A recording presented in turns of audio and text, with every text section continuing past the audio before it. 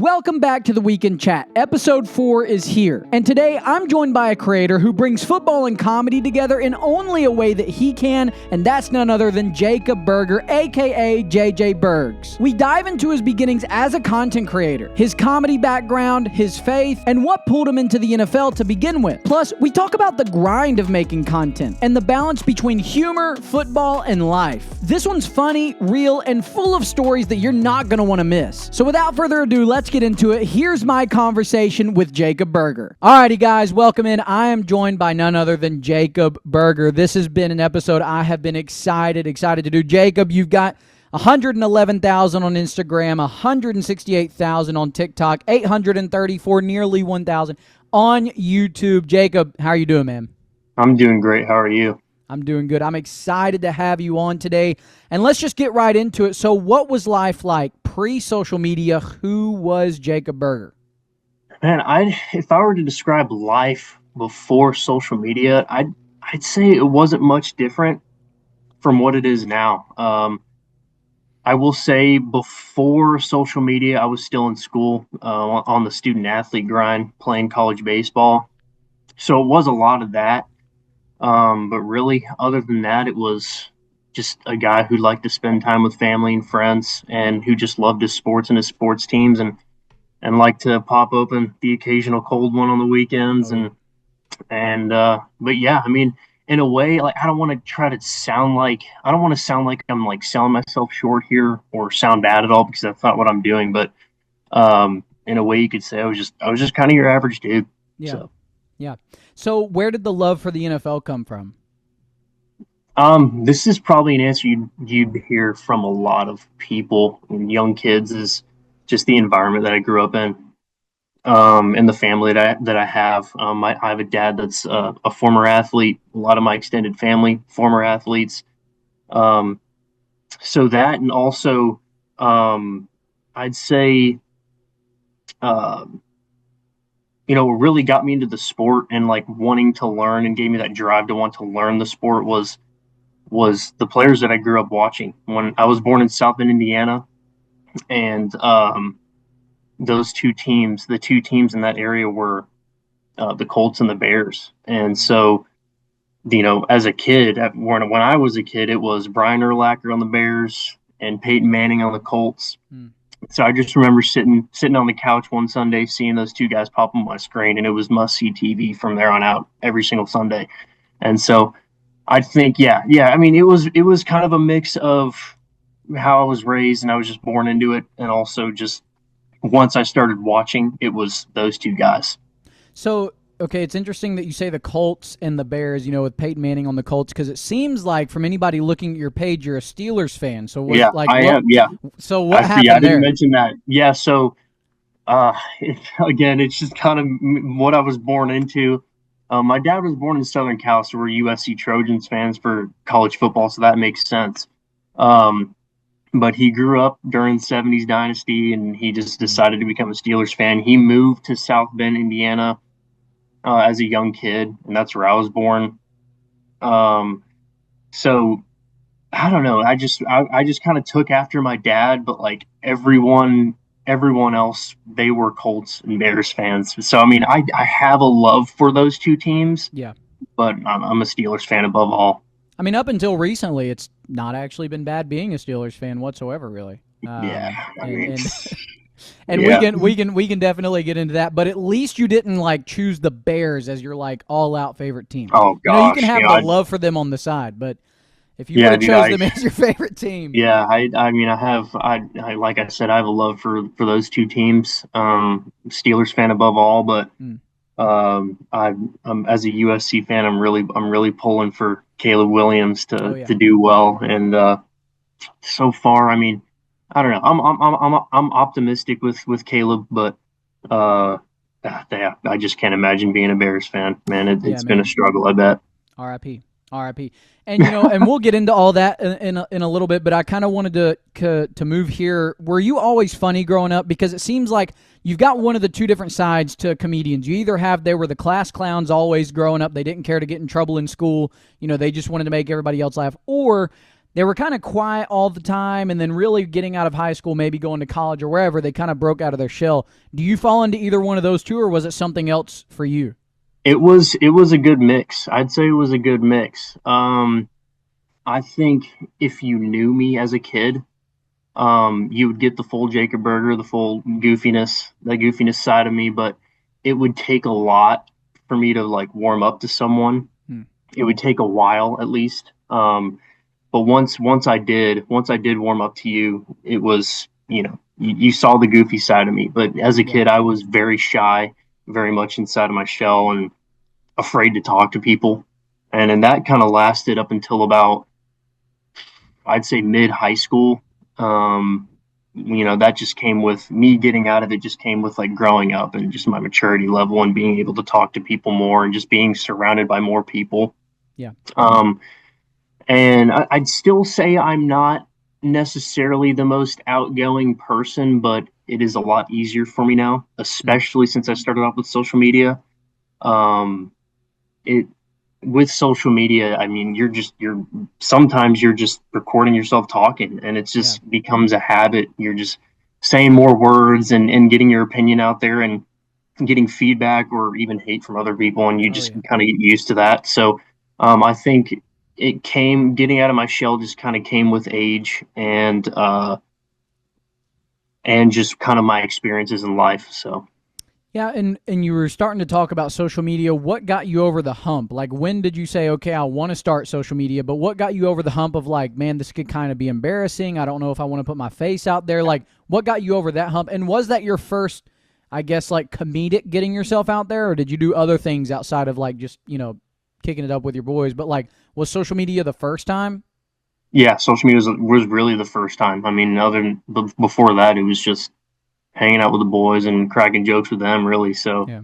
what got me over the hump, man? So I kind of pondered over the idea of starting for about a year. I got TikTok, I think mid COVID, and when you like sports, stuff like that shows up on your FYP, and so I was.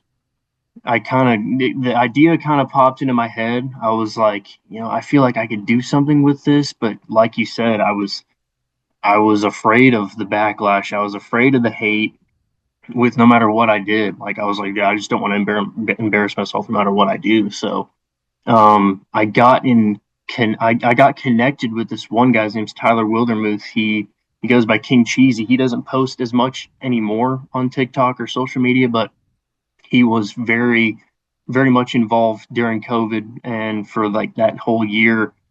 And I would religiously watch his lives, and he just kind of noticed me, and so we kind of exchanged contact info, and I would talk to him about sports and some takes that I'd have, and then I would always bring up like, I want to start posting something. I don't know what it is, but I just want to get involved in the sports thing on social media, and he was always super encouraging. And it took me about a year to just realize and accept the fact that no matter what I do, I'm going to receive some sort of hate. Yeah. And so, yeah, that's what got me over the hump, was really just realizing, accepting myself, and from the help of a friend. So That's awesome, man. Because, yeah, I like the point you just said. It doesn't matter what you do. You're going to have hate from some people, and that acceptance of yourself of like, this is what I enjoy talking about, whether it's with friends or others, and I want to get my voice out there too. So when you thought of doing social media, was it originally as comedy, or was it originally as like, I want to give my takes on NFL? How was that? it was takes. It was takes. It was if you. I don't know how long you've been following me. We've been buds on social media for a while. Yeah. For a So long okay, while. tell me if I'm wrong, because I do want to kind of give you the journey that I see from an outsider looking in. So the journey that I have here is the evolution of your page goes from you side by side answering questions, doing player versus player videos with music in the background in 2021, to you side by side kind of doing the origin of like a karaoke play calling with the PlayStation looking headset in 2022. And then to you by yourself in a room, no video on screen, nothing, just like kind of acting out the play-by-play by yourself kind of like you're like speeding up the video or whatever in 2023 and in 2024. And now it really seems like you've honed in this style. There are some like one-off videos, whether it's with like BetUS or whatever, but for the most part, it's like you acting out 2 or 3 different people in one video with the actual play happening underneath it. And that has ranged. Hey, listen, now that I've got you here in person, I still want the Jeff Hardy video to come. But that has ranged from baseball to NFL to basketball to WWE. Like, you're kind of all over the place. Hashtag Jeff Hardy. Come on, we got to get it going. But, like, that's the journey that I've seen. Now, and again, maybe you can correct some of those things, but, like, you know, that's kind of the lens that I've seen it. So the first thing you mentioned, the player versus player comparison stuff, that was the first thing that kind of hit it big. But before that, I think it was, I'd say a few months into it, I would just make random videos of, you know, certain sports takes or, you know, news that would come out, and I would literally just be me talking to the camera. But yeah, I think, but the thing that always now kind of reflecting back and like, you know, you bringing up all that stuff, all of the things that you mentioned were kind of like comedic and like humorous and that's just kind of what always stuck was the goofy stuff. The player versus player comparison stuff, that was honestly I was kind of acting goofy in those videos, and then it kind of transitioned to the Madden stuff when I was, you know, doing lip syncs with that, and then that was an easy transition to go from that to the real life play-by-play stuff.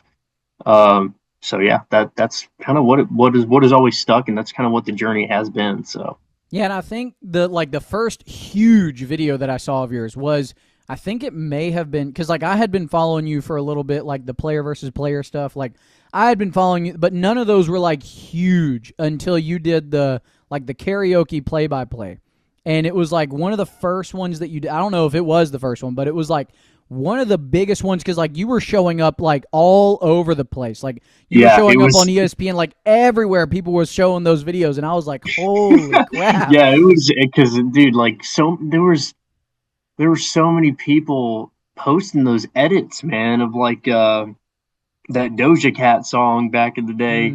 Of where every time you'd hit the beat, you'd have to pick a player or whatever. Or, I don't know. But yeah, the play-by-play stuff, man, it's been crazy, man. I'm kind of at a loss for words. Like the journey it's been all over the place, but I have no regrets, and it's just been so fun for sure. What would you say is some of the best things, or rather biggest things, that you've learned on this journey? Because, you know, with social media, there's so many different things that can be a positive, that can be that, you know, whether it's the community, monetary, whatever it is. Like, what are some of the big, about yourself, whatever it is, what are some of the biggest things, best things to you that you have learned on this social media journey? I mean, and obviously growing to the heights that you've grown so far.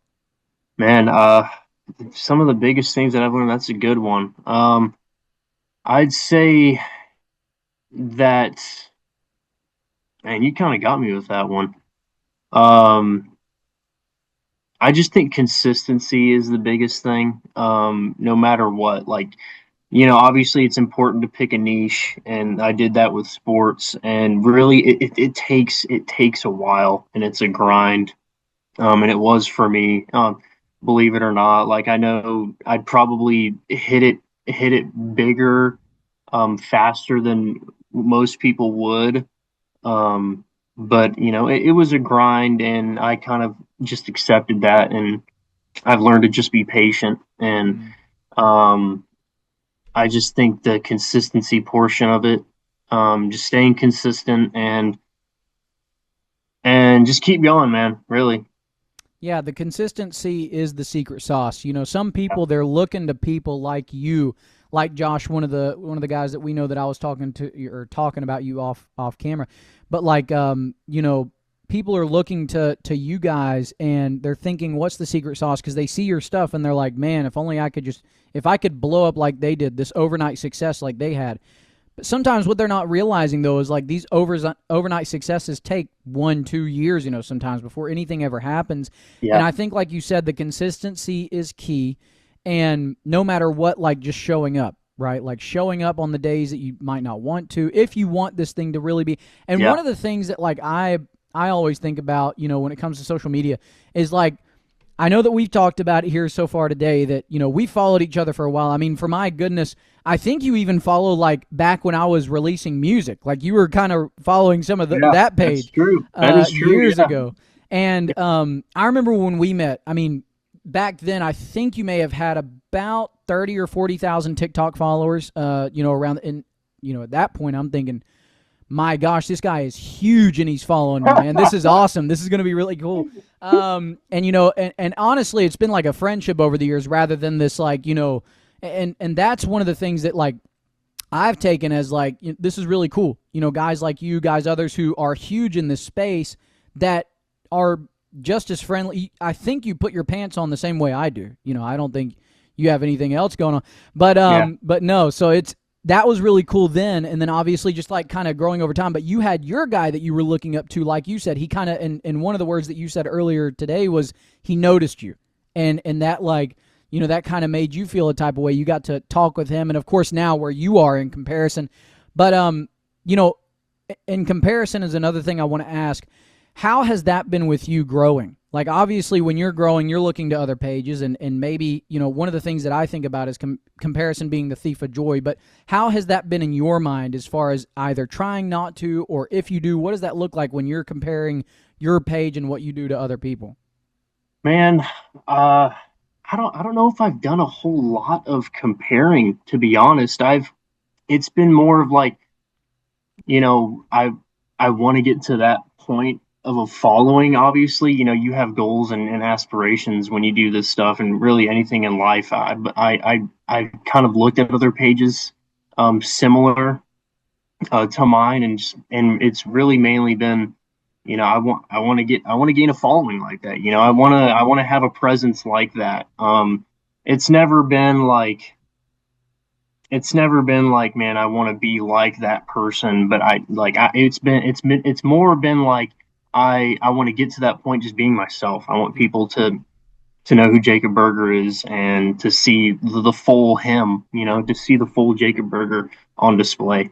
So what does Jakob Berger look like in the future? What does the page, what does the content, what does all that kind of look like going forward? Are we talking podcast? Are we talking a show? Like, what are we talking about? Because right now, yes, it's huge. It's working. And obviously you have evolved over these like 3, 4 years, 5 years, I think, doing content. You've evolved so much. And right now, going on 4. Yeah. Right now, it's obviously working with what you're doing, right? But what do you want the future to look like? Because I feel like as much as it's growing right now, in another 4 years from now, it'll be like, dang, 2025, you remember how small I was back then? What does the future look like for you? Yeah, I mean, that's it. I hope that's what I'm saying. But, man, I have a few ideas. I've been also kind of getting some feedback from other people saying to start my own media company, starting a podcast. Which all ideas I'm open to. But as of right now, man, I'm just kind of living in the present, and I have ideas, but it's not, as of right now, it's not urgent because I feel like I'm still trying to learn and grow, and my focus is mainly on that. So, no definitive like. I don't know exactly what I want to do, but there are a few ideas. But as of right now, I'm just trying to learn and grow. So, and so who would be some of your favorite content creators right now that you see out there in the landscape? Spencer Smith, man. Hey, no. Well, besides myself, obviously. I mean, obviously. Yeah. I do really enjoy your content. Man, biggest or my favorite ones. I like Nico. He's awesome. He's an awesome kid. Elite takes. Yep. Man, who else? Theo Ash is pretty entertaining just because he's very smart when it comes to the game. Like, he really knows how to analyze the game of football. Who else, man? I'm trying to think of like some comedy sports guy. Do you know of any, man? I'm sure there are some that I just can't think of right now. Comedy sports. Yeah. Oh man, what's that guy's name? He's huge, man. I can't. Oh my gosh, I can't believe I'm forgetting his name right now. But he's the guy. I mean, everybody knows him. He wears like either he wears a blank T-shirt and then he puts the logo of the team on front. And he's always like reacting to the news. Oh, He'll be okay. like, Yeah. you know who I'm talking about. You Yeah. know Yeah. what? In I post, can't I'll put remember his his name on name. the screen. That's what I'll do. Okay. In post, I'll All right. put his name on the screen. All right. Because it. But yeah, he's pretty good. I like Frank Michael Smith. Oh, I don't yes. think Yes. he's Yes. comedy, He's a but Steelers fan. He's a Steelers fan. yeah, yeah. And hey, speaking of Steelers fan, I got one more question, and then we're going to transition into all that. What is some of the best advice you would give to new content creators, up and coming content creators, and those that maybe have started recently? Yeah. So, um, I think it just kind of goes. It's a little bit of a step by step. So I mean, one most important thing is find your niche, man. Find what you love to do, and just make some form of content out of it. Like it doesn't have to be super planned out, but you know, find out what you love to do, find out what you're passionate about, and just post about it and learn as you go. But the most important thing, like I said earlier, I kind of feel like I kind of mixed these two questions together is just the consistency, man. You have to stay with it. On days where you don't even feel like posting, you just got to post something. That's just how it is. That's how social media is. And once you hit it big, I guess, you just got to ride the wave. You got to keep going because you know once you see those views coming in and the traction being gained in your videos, you're gonna get that what's it called? A rush. Yeah, Dopamine. like the feel good. How do you, what is that word for it? Dopamine. Dopamine, yeah, Yeah, yeah, dopamine yeah. rush, and you're gonna want to sit back and watch that, but you really can't do that. You Mm. can't do that, and um, but yes, just stay consistent. First, find out what you love to do, find out what you're passionate about, post, and just learn as you go. You're not gonna be perfect to start, and you're not gonna hit it big.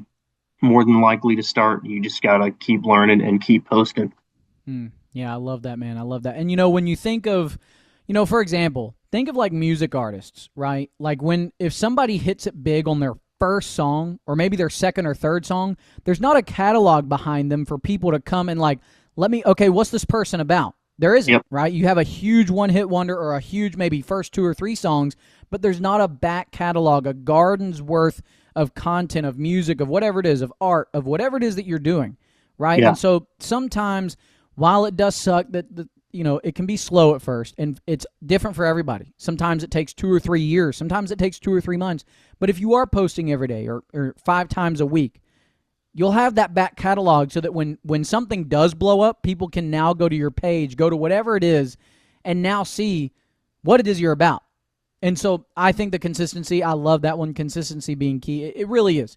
And yeah, not to sound all alpha male-ish type of stuff, but really when it is like there are days you don't want to post, if you want this thing to be a thing in your life, if that is what you want, you have to show up, right? Because you're going to, for absolutely. example, if your boss, a person you don't care about, you probably maybe even don't like half the time, tells you to show up at 7 a.m., what are you going to do?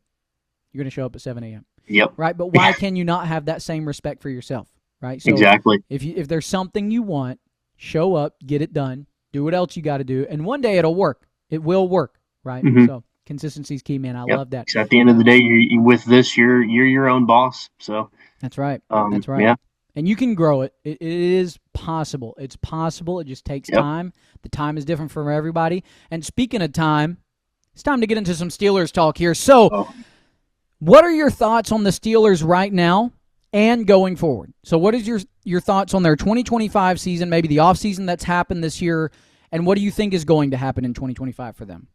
yeah. For the most part, I'm for the most part I'm satisfied with what they did this offseason. Now, I don't think they're a Super Bowl contending team. I do think that with Rodgers, and this might be unpopular, but I do think with Rodgers they're a playoff team. I think, especially with the pieces that they've gotten this offseason, I think they can win a playoff game. I think they can. I think this is probably one of the more well-rounded teams we've had since I'd say 2018, 2017. It's been a while.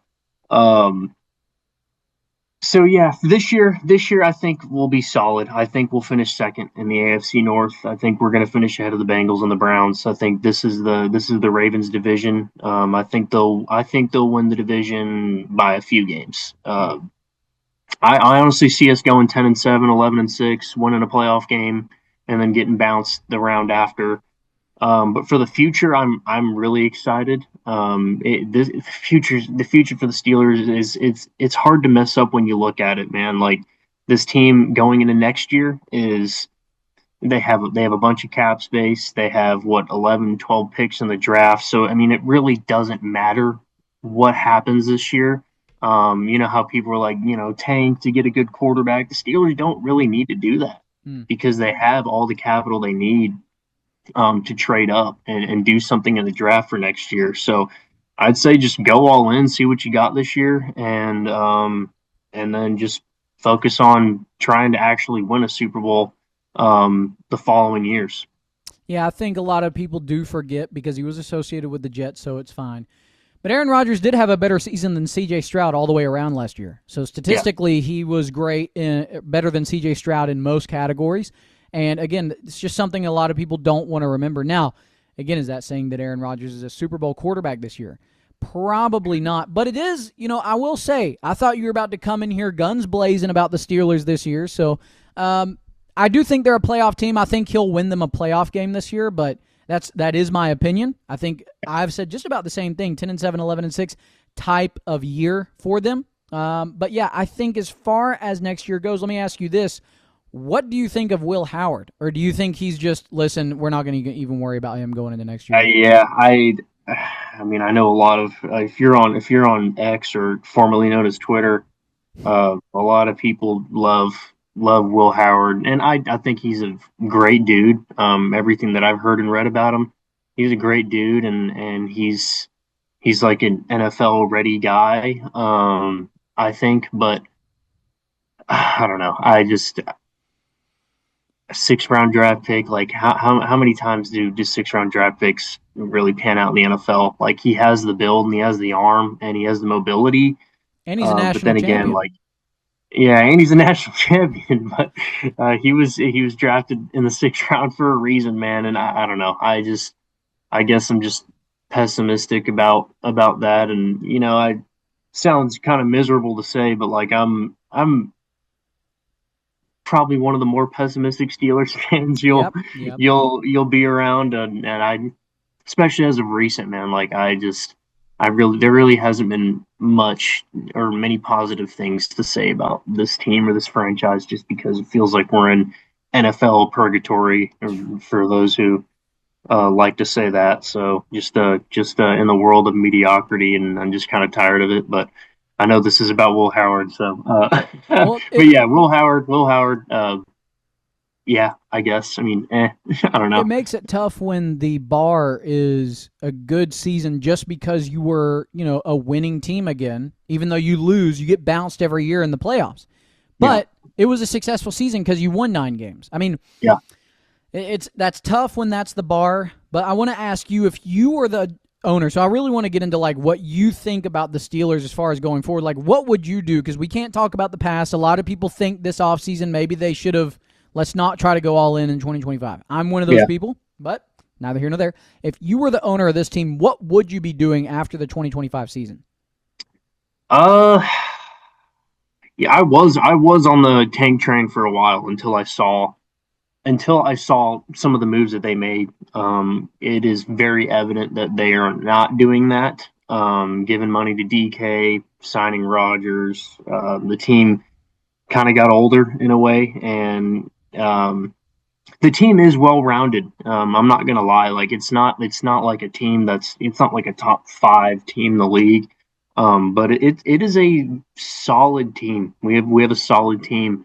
So I mean, I would say with like I mentioned earlier, with the draft capital that we have next year and the cap space, I would just say go all in this year. I mean, if I'm the owner, I'm just like, hey, you know what, you have I guess the team to go all in, so do that and trade up for a quarterback next year. Those are the 2 things I'd do.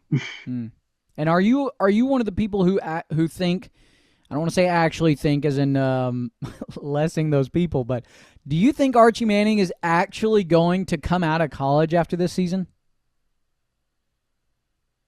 I know it's random, but have there been like mixed reports or something or what? well, if you go on X, formerly known as Twitter, then a lot of more so the Dynasty fantasy football players rather are hoping and manifesting into existence that he's going to come out of college after 1 year of starting with Texas. I just don't think, me personally, with the Mannings and how they are and what they're expecting out of him going to Texas, I don't think he's going to play 1 year as the starter and then just immediately go into the NFL in 2026, when more than likely with NIL and everything he can get, he can make just as much money but also continue to develop in that system. Yeah, I honestly, he would have to have like a Joe Burrow-esque year, 2019 Joe Burrow-esque year, to go after this year, which I don't think will happen. Joe Burrow probably had the best quarterback year ever in college football history. So, um, I mean, I think he'll be solid, but I don't know. Now that you say that with the Mannings, like I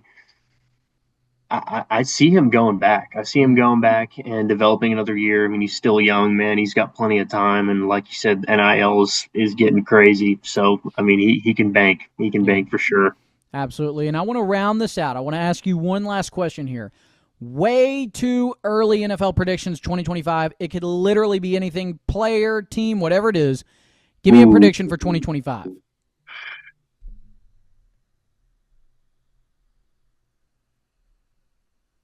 Wow. That's so tough, man. Oh, yeah. I'm trying to get a little spicy here. I don't want to be boring. Last episode that I did, I was saying that I believe. Now I can't use this because we've kind of already talked about it. What I thought was a somewhat hot take was that Aaron Rodgers was going to win about 10 or 11 games and win a playoff game, but we both agree with that this year. So I guess I can't bring that one up. Yeah. Man. I mean, I'll stick with the AFC North here just because it's Steelers involved. I'll say the Bengals finish. I'll say the Bengals miss the playoffs again, man. Their defense is putrid. It's bad. I just don't see how the team got any better. They're having a contract dispute with their first round rookie, and the Trey Hendrickson contract issue still ongoing. There's just too much drama, and the defense, if anything, got worse. Yeah. They re-signed Jamar Chase, and they have all their high-powered offensive guys, but I just don't see how this team got better. They're going to be very entertaining to watch on the offensive side of the ball, probably putting up 35 a game. But if they got worse from last year, I don't understand how people can say that they're a playoff team because they're not better. Yeah. I mean, that's true. Their defense is awful. The Hendrickson situation, the rookie situation, the Bengals, I mean, trying to make him a first rookie to kind of have this type of contract. It's just awful. It's an awful look. And I'm with the rookie. You should not sign that type of contract whatsoever. Absolutely. So, terrible situation there. Love the take. Jakob Berger, you can follow him Instagram, TikTok, YouTube. Where else can they find you at, Jacob? TikTok, Instagram, X, YouTube, Facebook now. Just recently started posting on there. And you liking posting on Facebook? NFL Mike brought that up last week, and he was talking about. Yeah, I mean, it's another way for monetization. So I was just might as well start posting my content on there. So, definitely. I think I would start posting on Facebook if I were you. If you aren't already, I think it's a good idea. Yeah, definitely do that. But y'all definitely should be following Jakob Berger everywhere. I cannot thank you enough for coming on here, man. This has been incredible. Yeah, absolutely. Thank you so much for having me, man. Absolutely. And until next time, see you, brother. Yep, see you, man.